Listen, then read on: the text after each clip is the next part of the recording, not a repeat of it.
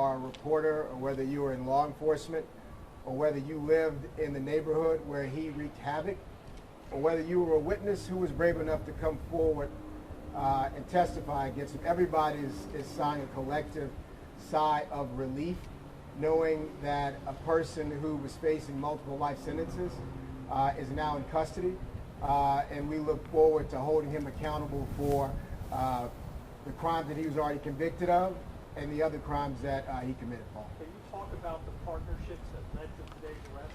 Absolutely. I mean, obviously, you've got the Atlanta Police Department heavily involved, working very closely with Brian Fair and the U.S. Marshal Service. The U.S. Marshal Service has just really gone above and beyond when we have multi-jurisdictional issues. There have been a number of cases in which they've weighed in quite heavily, working with the NOPD and all of our federal and state and local partners and Troop NOLA to try to find him when he was here. Obviously, they had a bit of a lead time in when that was reported to law enforcement partners and the press, and he was able to make good his escape for 5 months.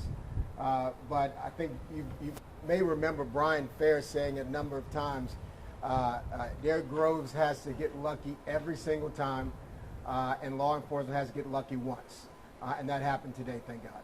And the fact that all of these inmates were recovered, were taken into custody without any injury, anyone shot, anybody hurt. You know, I think a lot of people were.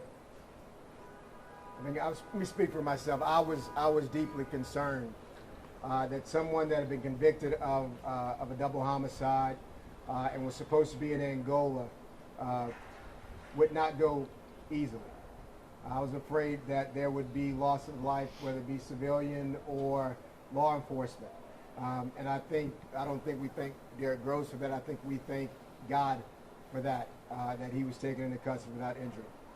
DA, if you could, I know this is sort of the very beginning. I mean, Derrick Groves captured, that's one thing, but how did he get to Atlanta, and if he had any help along the way, that's something that investigators are going to be looking into. Look, I'm not going to, I don't spend too much time on this because these folks are here to celebrate a monumental accomplishment for the city of New Orleans, just as this arrest was. Obviously, Chris, if you go to Atlanta later on today, you're going to have some help. Whether it's an Uber driver, whether it's getting some gas, whether it is catching a flight. He obviously had some help. And there will be a thorough investigation to any and everybody that helped him along the way in whatever parish and whatever county that assistance came. Last question, what charging decisions do you have right now, Dick? I don't want to address that at this point, Paul. It's a little too soon.